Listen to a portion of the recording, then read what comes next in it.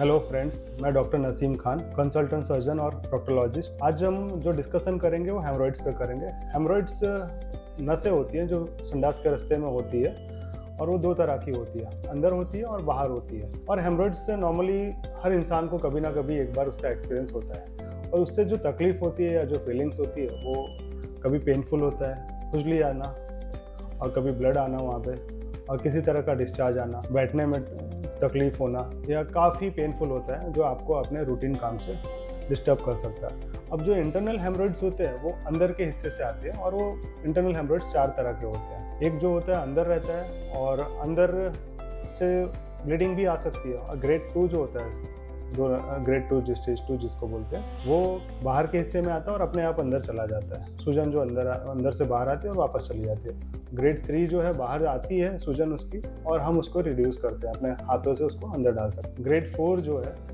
उसको हम अंदर नहीं डाल सकते और वो काफ़ी पेनफुल होता है। कितनी मरतबा उसको इतना पेनफुल होता है कि ऑपरेशन भी लग सकता है। और बाहर का जो एक्सटर्नल हेमरॉइड्स है वो बाहर के हिस्से में रहता है, जो संडास के बाहर के हिस्से में होता है, और कभी कभार उसमें खून की गांठ जमा हो जाती है जिसकी वजह से वो सूजन बहुत बढ़ जाती है और तकलीफ होती है। अब इंटरनल हेमरॉइड्स जो बाहर आता है वो संडास जब भी करते हैं तभी ब्लीडिंग भी आ सकता है, ब्लड आ सकता है। कभी कभार वो बाहर आ जाए संडास के साथ और फिर वापस नहीं जाता, इस तरह का वो तकलीफ करता है। अब उसके रीजंस क्या क्या हो सकते हैं? रीजंस जैसे कि संडास में ज़्यादा जोर लगाना, वजन बहुत हो जाना, प्रेगनेंसी, खाने में लो फाइबर डाइट खाना, डायरिया हो जाना, बहुत लंबे समय तक कॉन्स्टिपेशन रहना, कब्जियत जिसको बोलते हैं, और ये सब चीज़ों की वजह से हेमरॉइड्स होने के चांसेस ज़्यादा होते हैं। अब उसके ट्रीटमेंट्स के लिए कुछ प्रिकॉशंस ले सकते हैं, कुछ ट्रीटमेंट्स है उसके। जैसे प्रिकॉशंस में हम लोग हाई फाइबर डाइट खाना चाहिए। कॉन्स्टिपेशन हो तो उसके लिए